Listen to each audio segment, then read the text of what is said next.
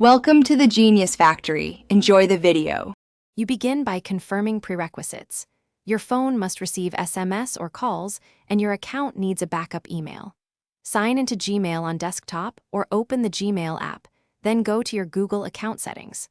Once in Personal Info, locate Contact Info and choose Phone to add a number.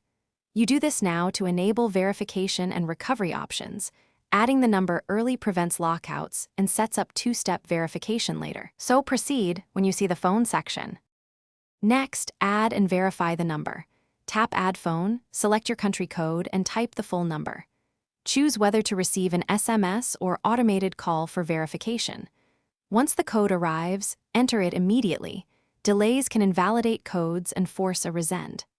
After verification, decide how Google will use the number for account recovery, security alerts, or both, and make your selection. This step cements the link between your Gmail and phone for future sign-ins and notifications. Finally, confirm your number shows under Contact Info and optionally run a quick recovery test to ensure messages arrive.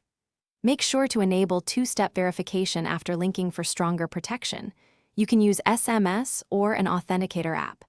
If you do not receive a verification code, check mobile signal, carrier blocks, correct country code, and device time settings, then request a resend.